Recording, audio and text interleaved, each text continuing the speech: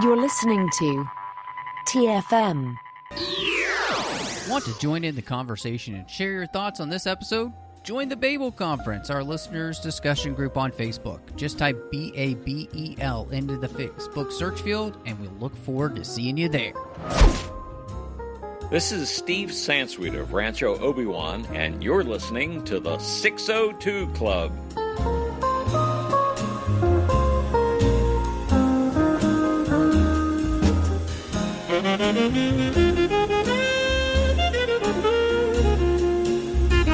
Welcome to TFM's Local Watering Hole, and I am just one of the hosts here, Matthew Rushing, and with me, as she is every single week, the one, the only, Christy Morris. Christy, how's it going today? Good. Just swinging in with my brand new suit, cape, got it all together. Nice. Gonna drive a brand new ride. Yeah, it looks a little bit different than there's something I can't quite place my fingers on it. I just want to, Oh, it's special lighting. Oh, it's the lighting. Okay, that's what it is. Are you sure I don't know. Well, John, welcome back to the 602 Club. Is that what's different about Christy's suit? Harvey, I'm Batman. Oh, sorry. Wrong part of the movie. My apologies. Oh, Lord. Yeah, we're here. We're talking about this. There's a Batmobile in it, at least. That's true. Yeah? There is a Batmobile in this movie. Hey, can you just give me this? This movie actually has Batman in it. So. Yeah. A version. Yeah. That's true. Batman's in the movie. That is absolutely correct. I will concede that as a factual point. Yes. Excellent. Well, so before we get to Batman Forever, you can find us wherever you get your podcasts, of course. Make sure you're subscribed wherever that is so you get the shows as soon as it drops. And then, of course, give us a star rating over on the old Apple Podcasts. It definitely still helps the show grow. And we read those reviews on the show, so we really appreciate all the people who've already done that. You could find us. Please follow us and like us over on Twitter at the 602 Club. Of course, you can find us on Instagram at the 602 Club TFM. You can also find the entire network on Facebook at facebook.com/TrekFM. You can find us online at trek.fm. And if you want to talk to everybody who listens to the network in the listeners only discussion group on Facebook, it's called the Babel Conference. So just search for that. And maybe you'd like to send us an email. We do enjoy getting emails. It's been a while. So go to trek.fm/contact and that email will come to Christy and I. And then last but not least, of course, want to say a huge thank you to our social producers, Ken Tripp, Davis Grayson, Ryan Millette, and Daniel Noah for supporting us over on Patreon, patreon.com/TrekFM, where you can make sure that all of the shows keep coming to you each and every week. And so if you like this network, again, support us on patreon.com/TrekFM. So this is an interesting thing that I'm wondering for you guys, because this was a movie that kind of had some special significance in seeing for the first time. And so I'm kind of wondering for you, both of you, what your first viewings of Batman Forever were like. Well, I'm the old man, so I saw it in the movie theater, with relatives. My brother was definitely there with me because my brother, huge comic book fan, bigger comic book fan than I could ever hope to be. Encyclopedic knowledge up to a certain point sort of stuff. And, but we both loved Batman. So it had Val Kilmer in it, and Val Kilmer was on fire at this point in his career. If you put Val Kilmer in a movie, I was there. I was absolutely in line to see that movie. And then you put, okay, Nicole Kidman. All right, that's cool. Oh, well, all right. And we're bringing back Pat Hingle and everything. Okay. And they keep saying, this is going to be sort of a course correction. Two-Face is actually my favorite Batman villain. So I was excited about that. Looked a little off, but okay. We'll make allowances here. And Jim Carrey was the star that was on the rise at that point. He was stratospheric. I couldn't have been more excited for this movie. And it led to be a very generous read of it. We were all a little bit younger back then, a little bit more naive. And so we came out of it saying, that was a fun time. We weren't judging it in terms of, is this the most authentic Batman? It was like, we had fun. There was good music in it. What the hell happened to the theme? But okay, we'll take that one in stride and keep moving. And, at least they kept, Dick Grayson as an acrobat. That's fine. But from the very beginning, there were cracks in the dam that only grew over time. And so, like, I hearken back, like, I've never hated this movie, but I've never loved it. And it's always been in that realm of recognizing that this just isn't the way I like to see Batman. And so it's not that it's not valid. It's just, this is a little more 1960s Batman than I would have wanted by this point. Mm-hmm. Yeah, my first viewing, I think I either don't remember being in the theater or we just never saw it in the theater, because I do remember as a kid, I was alive when this came out, John, so you're not that old.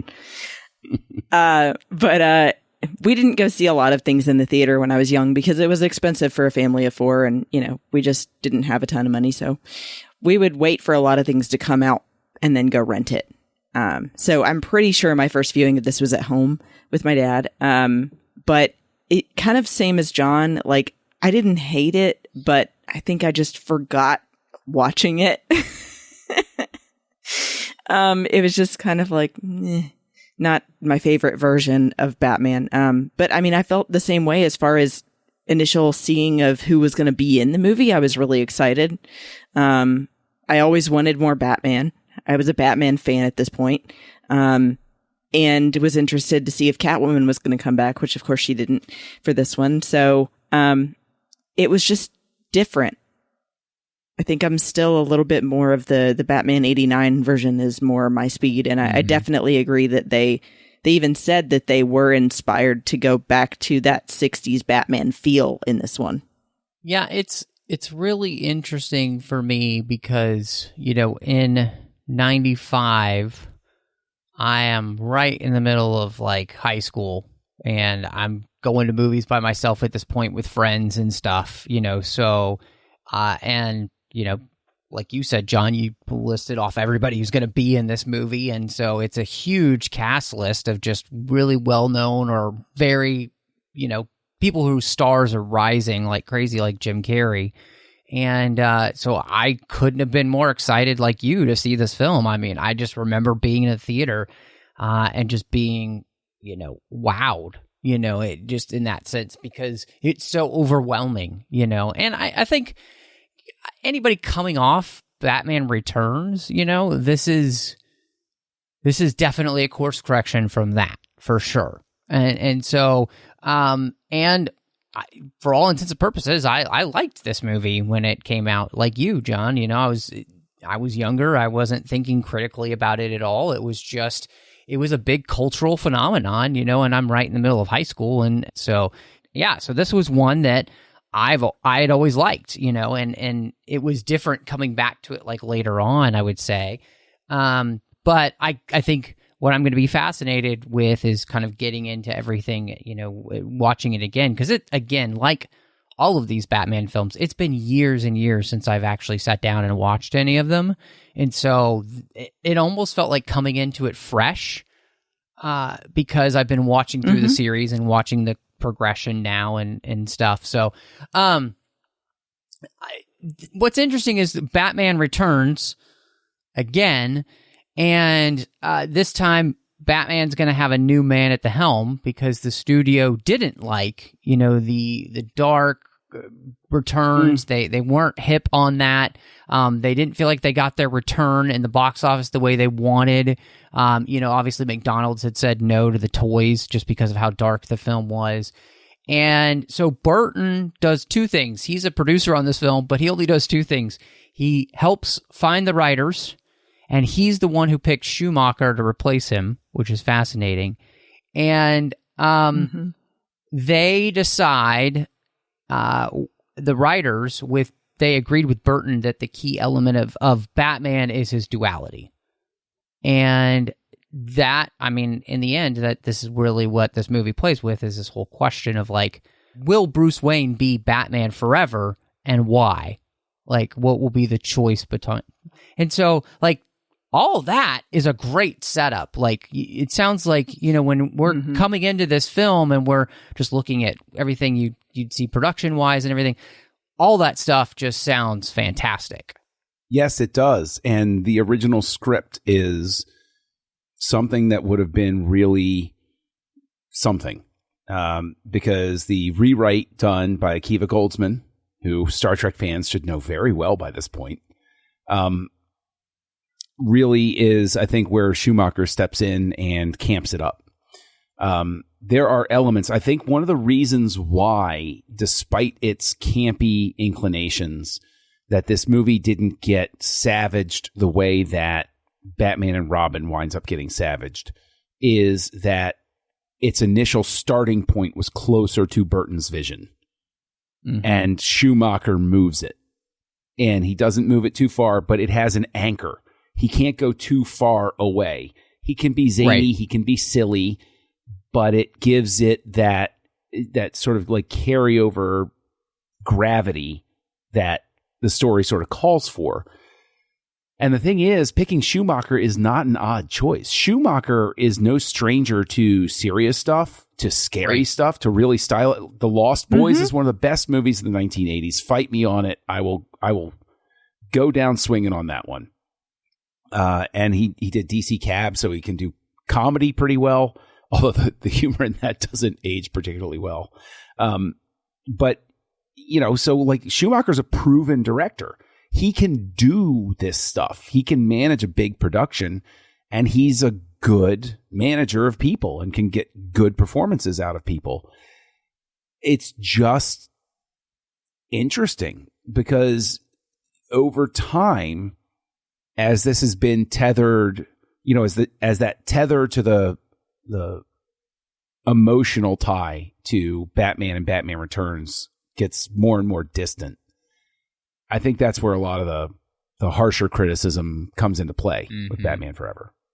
Yeah, I was going to say, I feel like the initial idea definitely was a good one in trying to stick toward Burton's vision and then also having that duality aspect, because that's absolutely a valid question. I mean, how long is Batman going to stay in the suit? Or, you know, does he still have that desire to branch out and actually make a relationship work and maybe give up his job?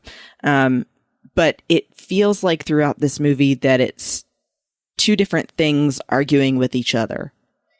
That it's trying to be zany when it doesn't feel appropriate and trying to throw in the serious moments when I just never feel like Kilmer really delivers. So, it sucks because I actually really like Kilmer as an actor usually, but in this film, I just felt like in the moments where he's supposed to be really stunned and, you know, overwhelmed by emotion, that it just feels wooden. So yeah, that's kind of where I think they go off course with this. Yeah, it's interesting, John. You were talking about the tether between the films, and to me, at least conceptually, the idea of this is a much better follow-up to 89, because you're truly, like, thematically, you're dealing with those questions, like with Bruce specifically and his, how long am I going to be Batman? Will I be it? You know, will I be this person forever? And you know, this movie also plays with the whole idea of like him and, you know, the reason he chose to be Batman in the first place, which, you know, this series really hasn't gotten into as much as like something like Batman Begins will, which is all about that reason of him choosing to do this. So this movie is actually in some ways retroactively trying to help us kind of understand that as it asks that question of, will Batman be Batman forever? And, you know, all of that I think is really interesting. And you talked about, Christy, the zaniness, and I think it's really interesting because, you know, one of the things I wanted to touch on here is we talk about Batman returning again. You know, Schumacher kind of gets a lot of hate because I think this movie also gets really linked with where it goes in Batman Robin, but just in and of itself, you know, this movie has what's been called the Schumacher cut, which has got 50 extra minutes, which is supposedly contains a lot less camp, is quite dark compared to what we get here. and has a lot of elements that are playing more within that theme of Batman really struggling with his dual identity, or Bruce struggling with that dual identity and trying to work through those issues with Dr. Chase, which to me, it's like, it's so fascinating because, in all honesty, I would argue I can see an excellent movie in this movie. And I feel like I could go in and like really edit this in and make it a much better movie, even just the version we have now, just by cutting some things. Mm-hmm. But to realize that there's all this other footage that it's like, I wonder if it was one of those places, maybe we just don't know, where the studio comes in and gives notes and it's like, no, we want this to be lighter, so give us more Jim Carrey stuff instead of darker Batman stuff. Well, there's no doubt. I mean, Jim Carrey was becoming the box office draw at this point. Like Jim Carrey was becoming the big hit maker. And so, of course, they're going to want more of him. But in all honesty, I honestly think, to speak to some of the criticisms that you touched on, Christy, like, one of the biggest structural problems with this, and we talked about it with Batman Returns, is the two villains. There's too much going on. There's too much of a split focus. So while we can sit here and we can say, well, there's a Schumacher cut that's darker and longer, and we could cut some of these things, unless you were to somehow invent a time machine where you go back and you make this either a Riddler movie or a Two-Face movie. And Two-Face is much more suited to the type of inner turmoil that Bruce Wayne is going through. That's part of the reason that his character is always so interesting, is because Batman is not split down the middle like that necessarily, right? He's found a way to live in harmony with his two sides, like a yin and yang sort of thing. And Harvey is the person where the two never mix. There's no gray with him. And so that's why they're always such an interesting counterbalance with each other. And so I also think that Schumacher was an incredibly gifted filmmaker and also an incredibly gifted self-promoter. And so in later years, he's talked a lot about how, oh, well, I wanted to make things darker, but the studio wouldn't let me. He had the pull. And Burton had the pull to say, no, we're going to give you our cut. We might sand the edges here, but you have to live with our vision. And so I think that it's a little bit damage control, because, you know, when you go through decades with people just curb stomping you, eventually, you know, maybe you'll say, no, I wanted it to be more like the way you're saying. And I'm not saying that means he's disingenuous. I mean, that's sort of a thing where somebody can just get so beat down that they're just like, yeah, you're right. Sure. Yeah, that's what I should have done. And with the Schumacher cut, quote unquote, I mean, there's always an assembly cut, and then it always gets winnowed down. Right. But to your point, what I'll concede is he's the director. He could have steered it a little bit differently at certain points to make it work. Yeah, because there feels like there is a duality of film here. You know, because there is a storyline here to which is much more serious, you know, and we're dealing with those big Batman themes, you know, here. And again, I would say one of the strongest points of this film, and I was joking at the beginning, John, but this movie is about Batman. Like, it's not about the villains, it's really about him, and they actually play into his story more than vice versa, especially Two-Face. It could have been better. Again, this is one of those places where the editing could have been better to help really tie those together. But, you know, I'm of two minds about it, where it's like, I like a lot of this and there's other things that I don't. And it's just really frustrating because you can see you could see better choices in almost every frame, you know?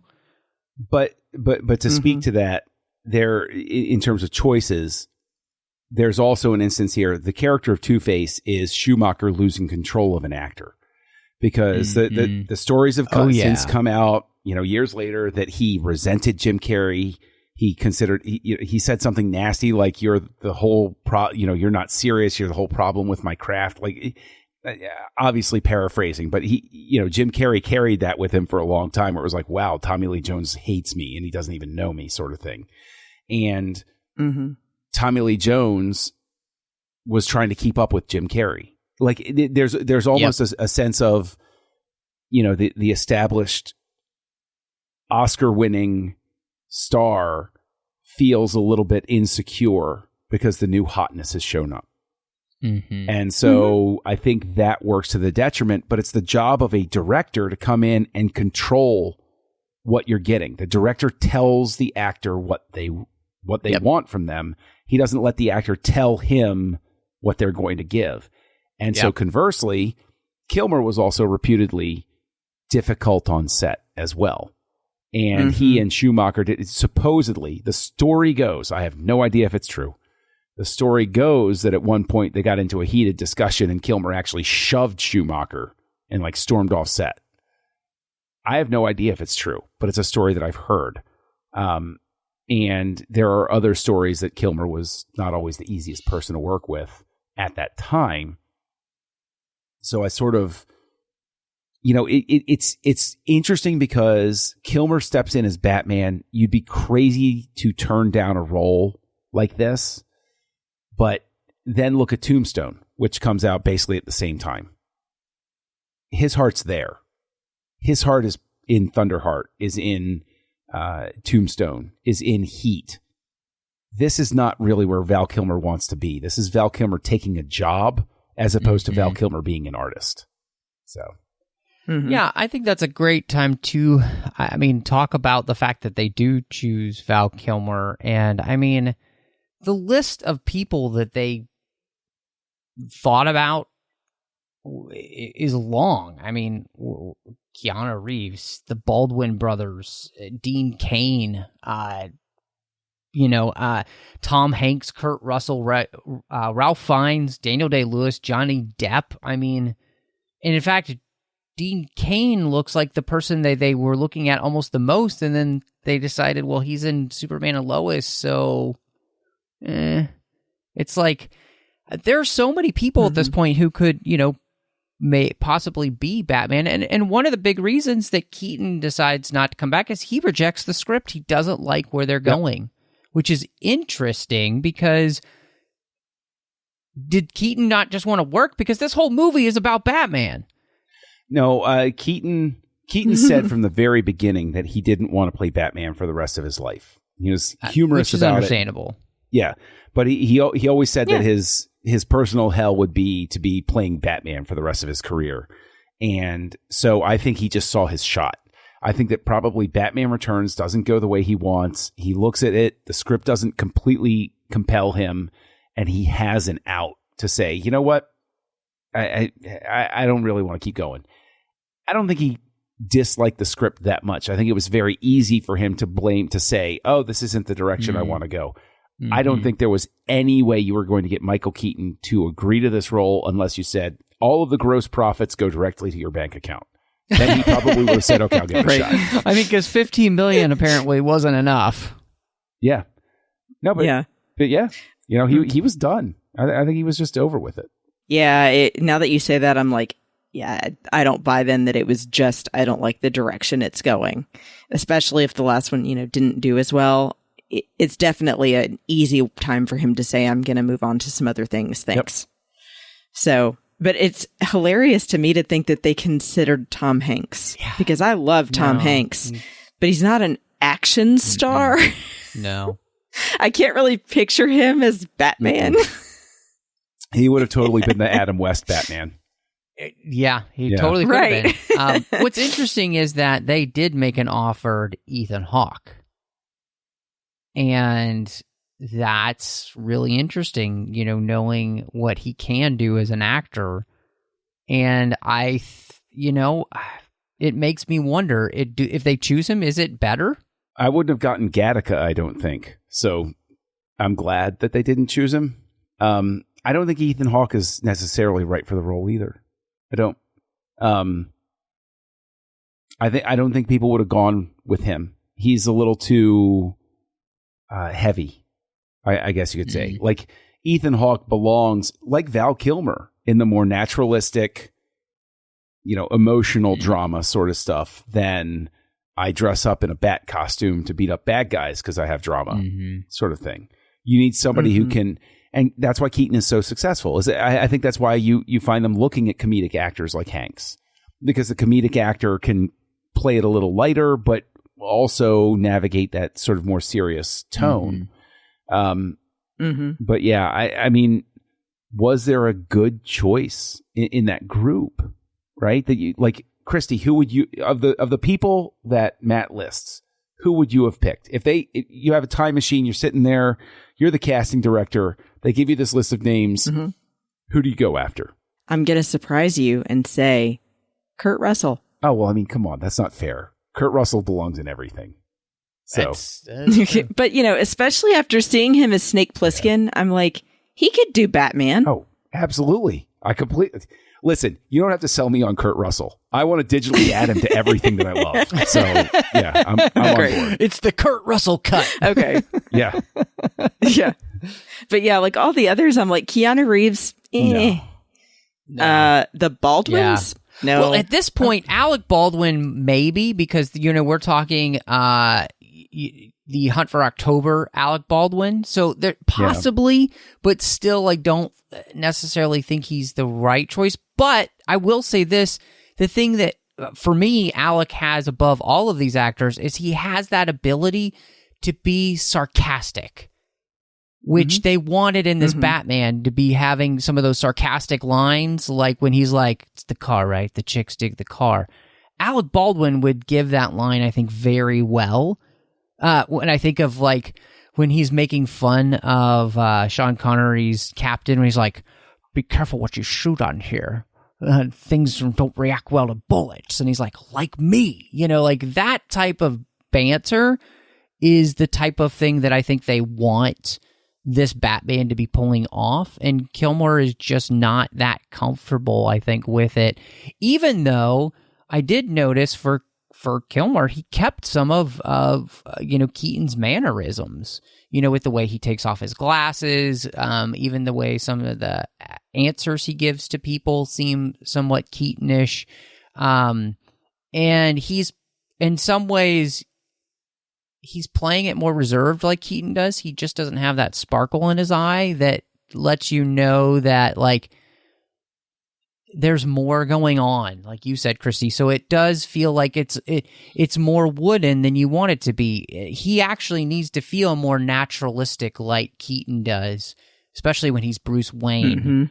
I think he's actually better as Batman when he's in the suit.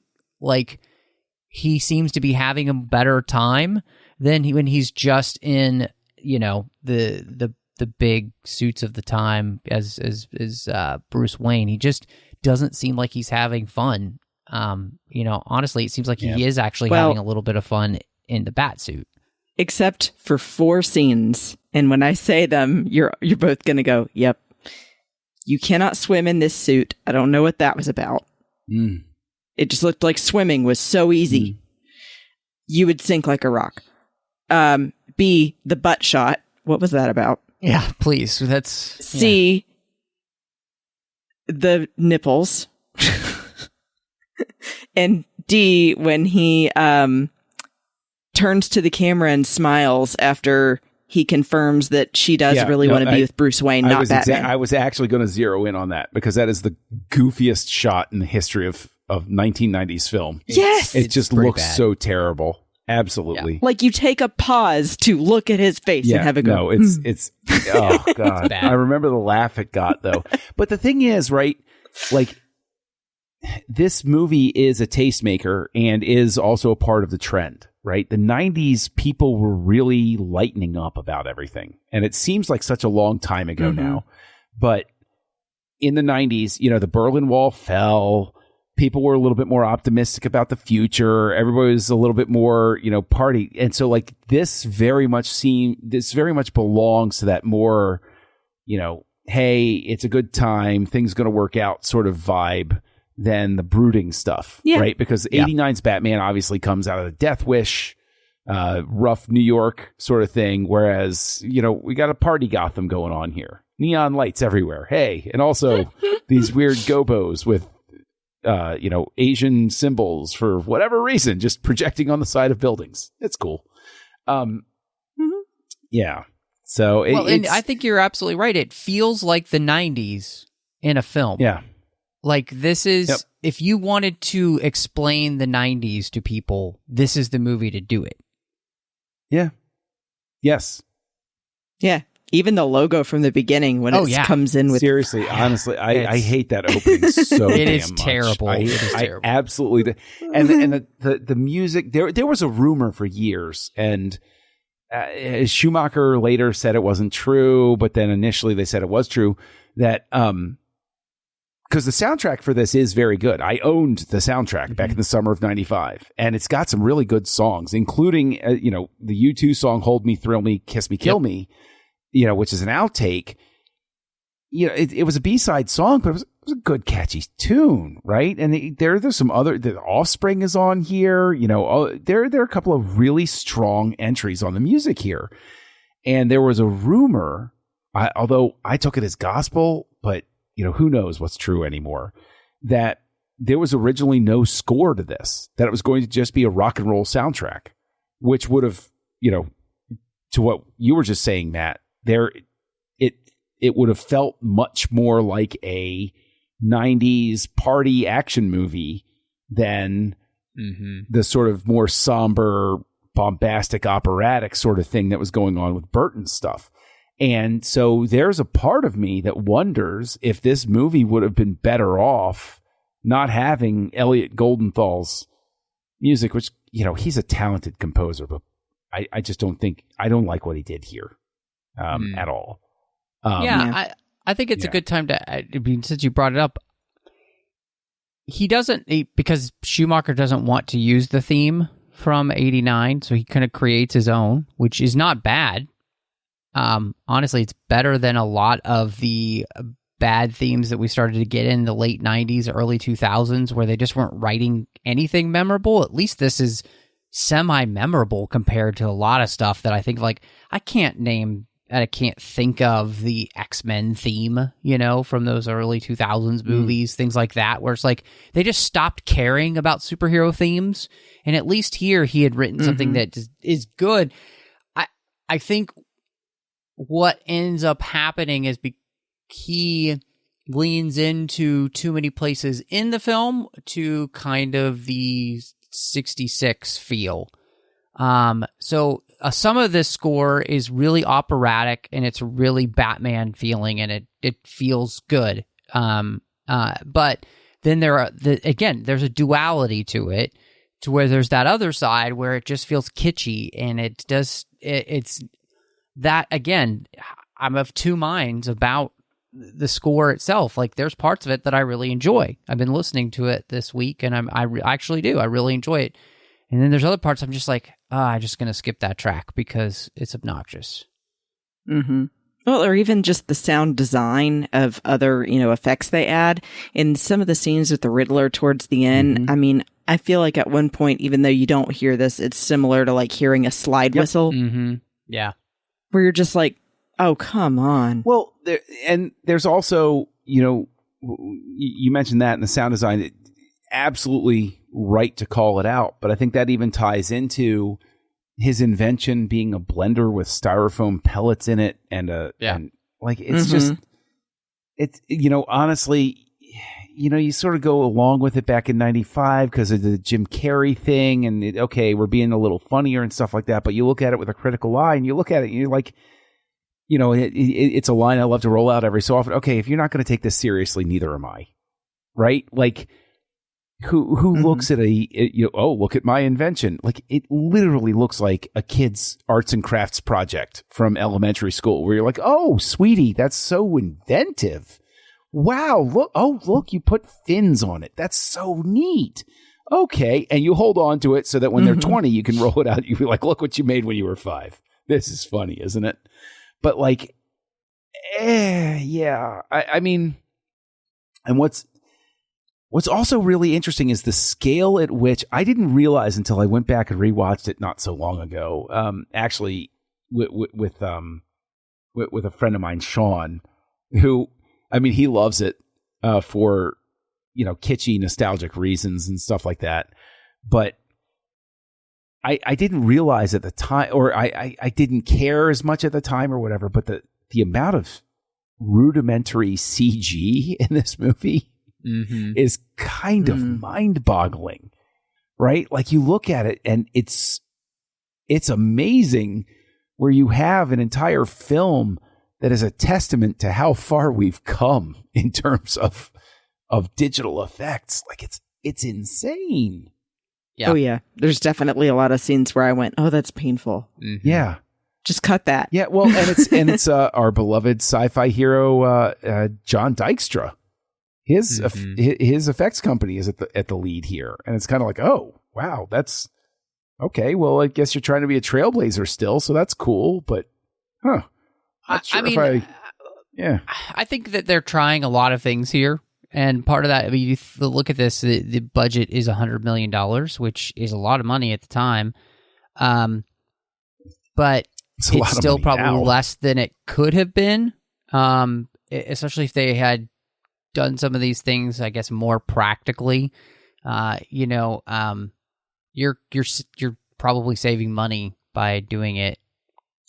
Oh, in a for sure, generated form. Sure. So, I mean, I'm not going to get all up in arms because it doesn't look great because it's 1995. So, but I think the bigger thing is that with a new Gotham, we redesigned Gotham again, and this time, we lean into the comic books of the 40s and the 50s, this kind of like the New York architecture of the 30s, the combination of modern Tokyo, and so basically it just feels like proto-Coruscant. I don't know. I think the problem is there's a statue every 2 seconds, and it feels so overdone, so claustrophobic, not in a good way. And that's the part that really kind of hurts the film, because the movie is kind of having so much insanity. The production design needed to be a little more grounded. Mm-hmm. Unless your approach is to think that you're making a kids movie. Possibly. Right? I mean, I guess. in all honesty, they're not making this movie even for 12-year-olds, right? Star Wars is made for 12-year-olds. Famous line from Lucas and everything, right? The 12-year-old that lives inside of you. This is made for younger than that. I could very easily see a kid who's 5, 6, 7 years old seeing this and just thinking it's botho. It's just great. Especially a kid who 3 years previous had been traumatized by the Penguin, right? This is right. Clearly declaring that Penguin does not exist in this universe. And so, I mean, it's like, but here's the question then. What production design would have even worked with this interpretation of the character other than this? There's no other world you can put him in, right? Like, this is the studio backlot 1960s Batman. I still think, though, you could have toned down the lighting ideas, for example, like you were expressing earlier, John, with there's so many different color of lights around during every shot. And two, I feel like they can't figure out a location to show that they like best. So they just show everything possible. And I'm like, I feel like I just went through some kind of fever dream where I'm like, what did I see? Yeah. Like you can't really figure out what the city of Gotham looks like at this point. That's true. Yeah, there's absolutely no map of Gotham that exists in my head here, right? No. Like with Batman Returns, that had its own challenges, but like at least in the first Batman, I'm like, I feel like I could walk through those streets. Whereas with this one, it's like each location is just completely disconnected from the last. It's just a location instead of an actual place that you would inhabit in a city. Yeah. Yeah. No, absolutely. I mean, and, too many of the things just also feel like really bad sets, especially where the bat signal is. It's just, and again, I mean, it does. It feels like Coruscant, when you're down in those lower levels, like 1313 and stuff like that, the entertainment district from episode 2, I'm not saying that it's as good as that, because it's not. I'm saying it has a child put that together and pretended like it was Coruscant. It just doesn't feel right. And so I think one of the things, so John, you mentioned earlier, and I think it's definitely a good time to really kind of dive into the fact that we do have the two villains here, and you have Riddler and you have Two-Face. I want to talk about Riddler first because, one, they really did want Robin Williams to play the Riddler. And, of course, he had gotten screwed over with the whole Joker mess. And so he's never really going to say yes to this. And that's disappointing because, in all honesty, to me, the biggest downfall of this movie is Jim Carrey's Riddler, and the fact that they never control him on screen, and so he always goes so far that it completely ruins the effect. It's just like, it's so over the top, and then, like you said, that makes Tommy Lee Jones as an actor want to go over the top as well, and it's a really bad cyclical loop. And in all honesty, I just wish that the Riddler wasn't even in the movie, because you could have just had an incredible film here if Tommy Lee Jones's Two-Face is the only villain, and then you're really dealing with the duality issue, and you don't need him. Yeah, I have to say, it could have been so much of a better Riddler if Jim Carrey had listened to someone telling him to tone it down and really think about the character that the Riddler is, rather than trying to be Jim Carrey in a movie. But also, I think it's on the director to say, like you said, John, you're going too far. I think that we need to bring it back to why we're doing this. Because he had just done Ace Ventura: Pet Detective and The Mask, and then did this, and then went to do the next Ace Ventura movie. And so you can see it's exactly the same performance in each one. Mm-hmm. And it sucks because, I do see some elements of Jim Carrey that could have been just like the 60s Riddler that actually would have been a good thing. But it just is too far, and it just feels like you're watching Jim Carrey rather than watching a character. Yeah. I think that's the perfect way to say it. I can't really add anything to that. Yeah. I mean, there are people that really like Carrey's performance in it. I don't have anything against it, because at the very least, Carrey is entertaining, as opposed to Tommy Lee Jones's Two-Face, which is just baffling. Jim Carrey at least gets a chuckle on occasion, whereas Tommy Lee Jones just really feels like somebody who's just in over his head and just doesn't know what's going on, what is up and what is down. Yeah. Well, it feels like he's trying to mimic Jack Nicholson. Yeah. It feels like Jack Nicholson's performance with Jim Carrey's performance had a baby, and that's what you get. Like this weird bastardized version of Two-Face, because there should be more nuance to Two-Face, and there isn't any nuance here. He just comes across as one note. And the fact that Mel Gibson was offered this role and just had to turn it down because, of course, at this point he's doing Braveheart. I was devastated to hear that, because Mel Gibson would have killed this role. It would have been amazing. The cardinal sin from the beginning is not letting Billy D. Williams come back and take the role. Period. Thank you. Full stop. He's charismatic. He's a good actor. He is he's established in the first movie, so you have you have somebody coming back who ties everything together, makes you a little bit more invested in everything that's going on. And I legitimately just would have been interested to see Billy D. Williams take it on. He was, he got the part of Harvey Dent with sort of the wink, wink, nudge, nudge promise, Harvey has an interesting story coming up. We'll get to that in the future. And, like casting him aside in favor of Tommy Lee Jones is honestly his flavor of the month business, because Jones wins the Oscar for The Fugitive a couple of years before this. And so they're making a business decision. I mean, let's be honest. The cast for this movie is a business decision from top to bottom. Yeah, sure. And that's one of the problems, is that you have to cast for chemistry, for best actor for the part, for all of these things. But instead, they reach in the goodie bag. Who's hot right now? Jim Carrey's hot. Val Kilmer's hot. Nicole Kidman's hot. Tommy Lee Jones. Hey, he just won an Oscar. Let's bring him in. We have an Oscar winner in our movie. Hey, it's got to be good. And, that'll get grandma and grandpa in the door too, because he's a respected actor. And, I mean, Jones never should have been in this movie. Well, they actually said they were going for the MTV crowd. And I'm like, with Batman? Yeah.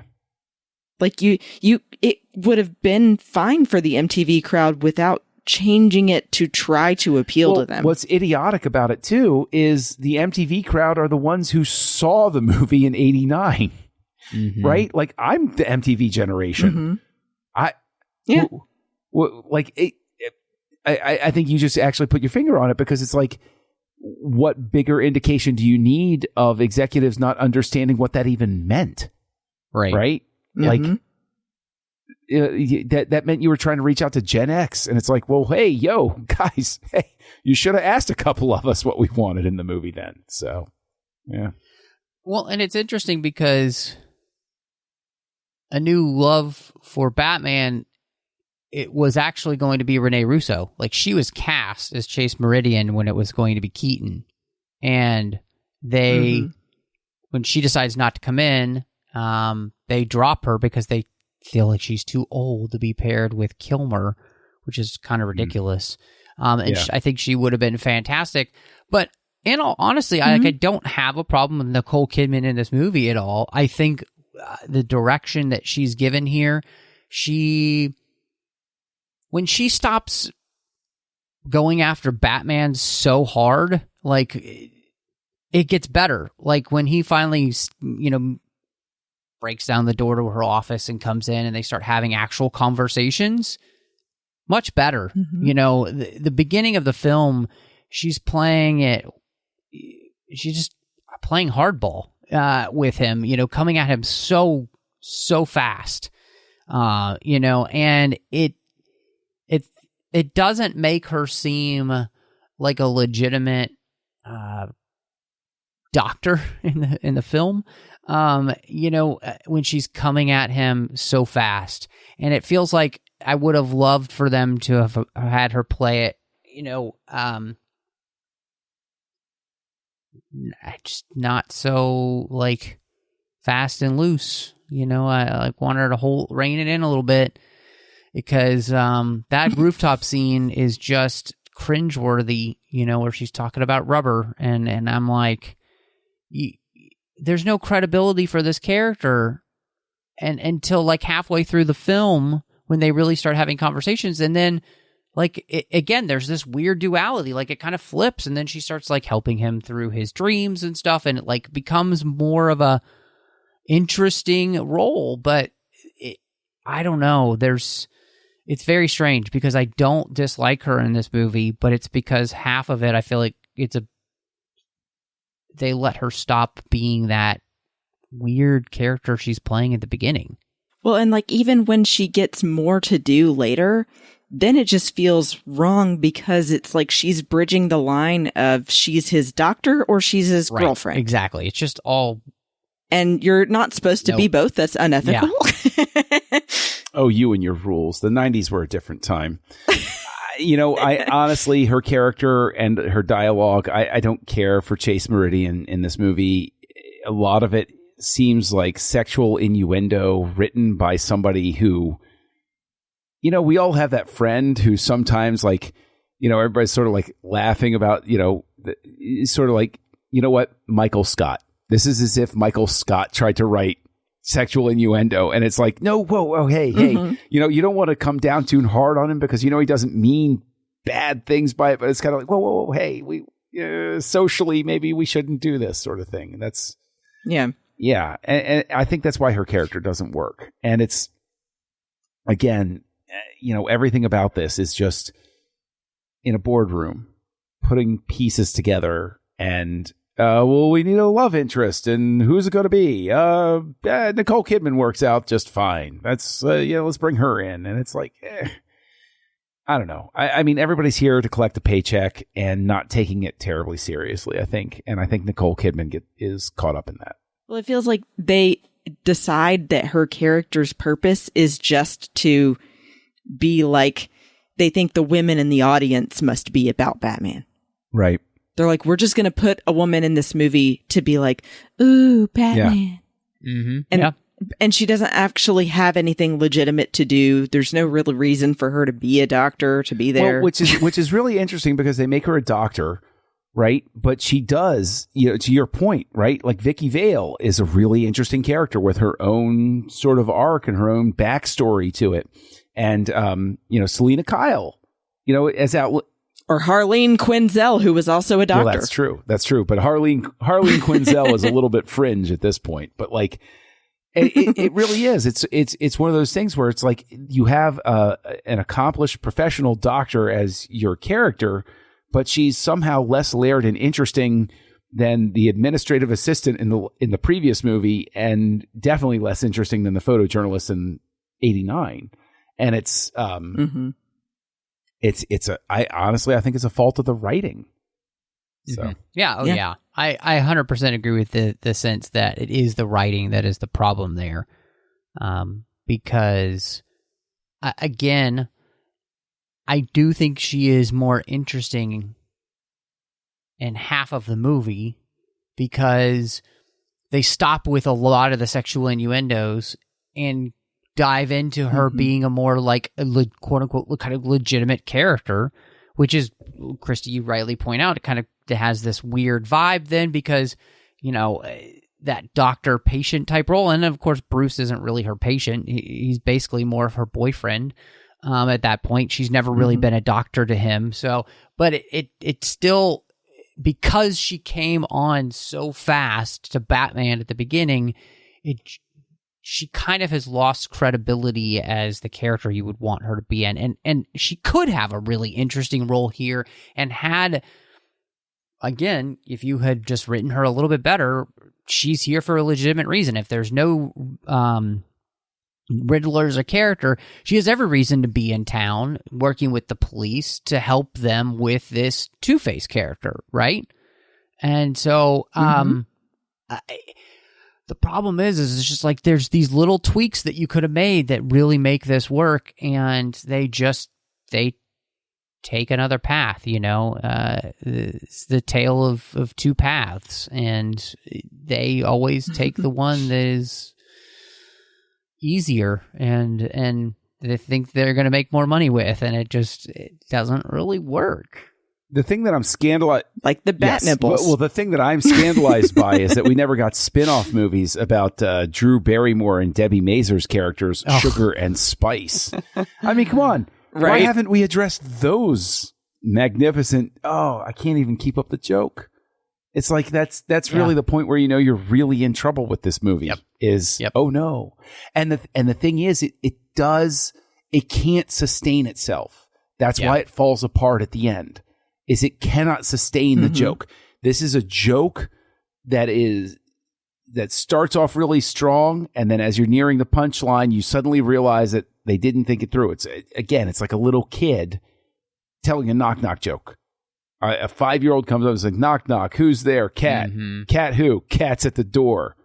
Oh, okay. Yep. We're going to talk about jokes, honey, and we're going to figure this out together, right? And that's what this movie is. If you're making a movie that's supposed to feel more like it's for kids, but then you throw in a dominatrix or two, it's suddenly like, wait, what movie are we watching? Yes, indeed. We have to talk about the dynamic duo. Robin finally shows up in a Batman movie. And, we got Chris O'Donnell playing Robin. They do kind of the classic, sequence of what, his family dying, and he was an acrobat and all that jazz. I will say this, Chris O'Donnell is not great in this role, and there were plenty of people that they should have hired, like Ewan McGregor was one they had on the list, Christian Bale. Anybody could have done this role, I think, better. And it is disappointing because, again, having him in the movie makes sense if it's only Two-Face.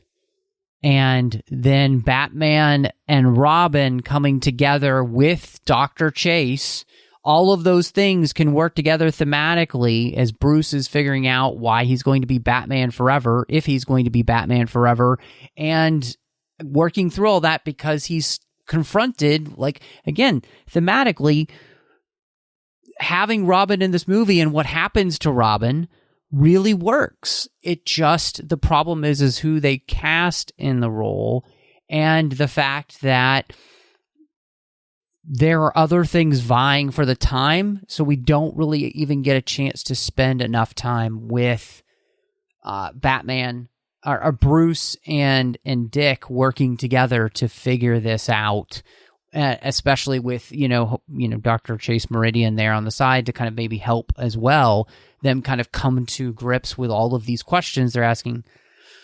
It is quite a frustrating thing because it's not a bad idea, but when you have the Riddler there and Two-Face, there's just becomes too much going on, and it's a really underserved role in the end. And it's too bad because it wasn't a terrible idea. Oh, he was definitely cast because he was hot at the time. He had just done Three Musketeers, which I love, but yeah. And I mean, hey, he's also good to look at, so that's what I like about it. I'm scandalized. But why? No, I'm just teasing you. Okay.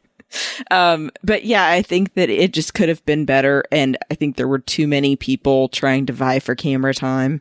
And I think you're right, Matt. I mean, with the way that they include Dick Grayson in this, especially with them having Two-Face as the one that caused all of that pain for him, it would have been natural to not have Joker at all and just have the three of them facing Two-Face. I find it interesting that you slipped and you called Riddler Joker because I think that's very fitting.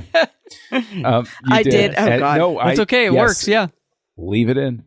I don't blame O'Donnell. I no, think not at all. Yeah. You've both directly, he would have been fine. I think he is fine. He does what he is fine. He's no Michael Goff or Pat Hingle, but okay. Tastes may vary, but like I think that he's a victim of the writing, and like you guys said, like there's just not a lot for him here, and so I'm not going to fault O'Donnell, and I also wouldn't fault him for taking the part because what actor is going to turn that down? Hey kid, you're the hot stuff, and guess what? You're going to be in the big hit movie of 1995. You're going to be in the surefire box office hit, and we'll give you 0.5 percentage point of the net. Sure, sign me up, right? Not what could possibly go wrong, and nothing really does go wrong for him. I think that O'Donnell winds up escaping this relatively unscathed because he's not particularly memorable, and that works in his favor as time goes by. And what works against him is what comes next. Mm-hmm. It's very true. So we'd be remiss, John, like we would be a lot of times on Aggressive Negotiations if we didn't discuss the subject, and we've got to discuss Bat Nipples. Do we? Yeah, we do. We do. Do we? So we do get two bat suits in this movie. We have the one that kind of references the Keaton bat suit, and then we have the Sonar suit, and of course, Robin's suit as well. Less said about that, the best, I would contend that if you took the nipples off the suit, it's a very good suit. It's a very good Batman suit. It looks much more functional. He still can't move his head, which is unfortunate. but he looks much more mobile. The action that they do in the suit is much better as well. You can tell that the stunt performers can move better. I mean, things have changed since 89 and technology in that way. I enjoy both of the suits in the movie personally, except for the nipples. Otherwise, I think these are very decent Batman suits. And you know, comics are known for Batman having many different types of suits. So the sonar suit, I love the big, you know, bat symbol across the chest, which alleviates the need for any nipples, which thank God. It's a cool looking suit, I think, as well. So honestly, it's just the addition of nipples that really kind of sours that first suit for me. But otherwise, I'm relatively happy as a comic book fan with the way both of these suits look. The less said about the Robin suit, the better. Well, and you know, Schumacher actually defended the choice of adding that, saying that he didn't know that was going to become international news and that he designed it after Greek gods, that they were anatomically correct. And it's like, yeah, but to a point, you're still designing a superhero suit, which those are not necessary because it's armor. It's not just his bare chest out there. I think Batman's suit is sort of a step back. I love his armor in Batman Returns. I like the fact that it doesn't make... In that movie, it did not make the attempt to have molded abs, and it looked like armor. And that worked. And this, I consider sort of a step backward. Now, conversely, I do like the sonar suit because it's just different, and I hate using a term like this, but it pops more. And I think that the contrast on it is very interesting. And Schumacher's always been a very gifted visual director. I think it's a very visually interesting costume. I don't think there's anything terribly wrong with the Robin suit. It's fine. But it's, you know, it's not even so much the nipples as it's just, I think it's a bit of a step backward. And I think that if you contrast them, I think you can see that I react really well to the sonar suit because it looks like armor. And we've entered the era of Batman needing armor. We've acknowledged this in 1989, that we're in the world of guns and we're in the world of explosives and all of those sorts of things. I need to believe that Batman's suit is going to protect him from some really awful stuff. And I look at the nipple suit and I'm like, it looks like rubber. And whereas I do think that they alleviate that in Batman Returns again by having that sort of like plated abs area, because I'm like, it instantly signifies to me, okay, there's something guarding him. There's something extra special about this that works. So, you know, but I do agree with you. It looks more pliable. It looks like Batman can actually, you know, walk through Wayne Manor without falling down the steps. Yeah. Which is a plus. But yeah, I mean, Christy, to your point, the nipples detract. They just, they do. They really do. And it's... They what? Detract. Oh, okay. Not retract. That's a whole different suit. That's a whole, I don't know what to make of that. But, I don't want to see that suit. I don't want to see that suit. I don't want to even try to imagine. I'm thinking of a brick wall right now because I don't even want my imagination to go down that way. That sounds painful. So, side note, though, about costuming, I do think that a plus about the Riddler, not the Joker, was the costuming.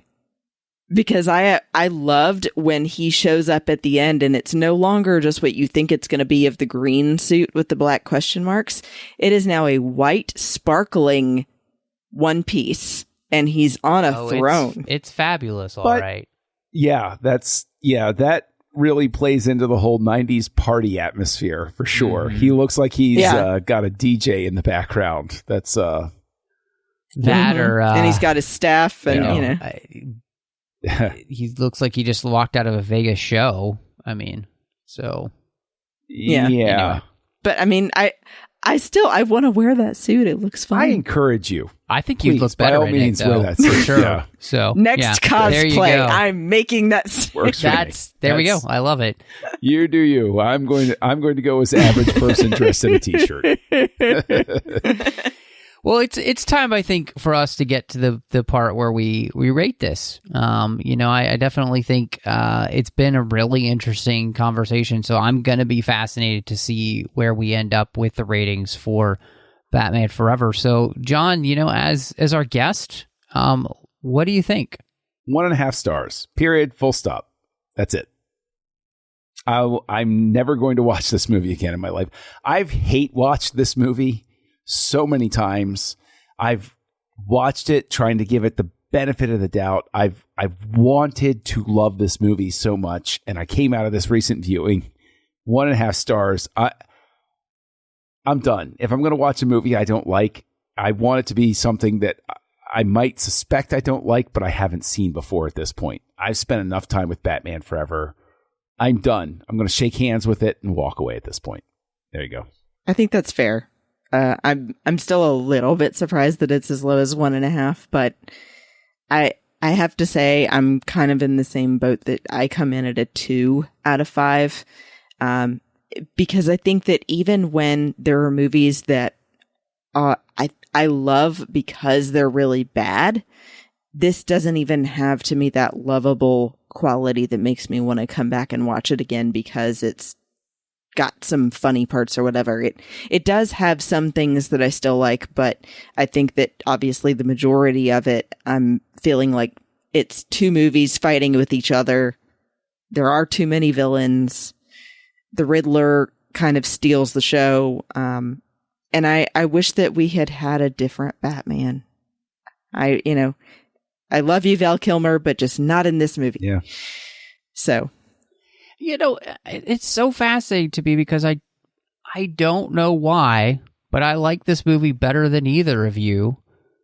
And it's not nostalgia because, when I had previously seen this, since the first time having seen it in the theater, I did not respond well to it. So I kind of came into this with two minds myself. And even though I am of two minds with this film, it's the better follow-up to 89, and it fits better to me feeling-wise. And maybe I'm being too generous, but this movie there are so many ways in which this movie could be better, and I'm giving it more credit than it's due. But I'd say that this is 3 out of 5, and it is a crazy and insane movie. But I would go back and I would watch this before I would ever watch Batman Returns again. Like, I'll never watch that movie again in my entire life. But I will watch this again. And part of it is, and I think this might be it, is that it does kind of have a pretty consistent tone for the most part and sticks with it. Even though there are places where I feel like there's a lot of duality, like, in a lot of ways too, it also knows what it is, and I'm not, it doesn't seem to want to be more than that. And I think maybe that's the thing. Maybe I've just come to it. It knows what it is, and it is that. And I want it to be more than what it is, because I know it could be more if somebody tried, right? So maybe I'll just let it be what it is, and I'm going to give it 3 out of 5. So, Batmobiles. Because we didn't talk about the Batmobile, but not my favorite Batmobile in this movie, so. No. I forgot about that one, and then I saw it, and, Not great, so. Well, it is time street racing. So, yeah. They're definitely trying some things, sure. So, if I recall correctly, it originally did not have that fin down the center.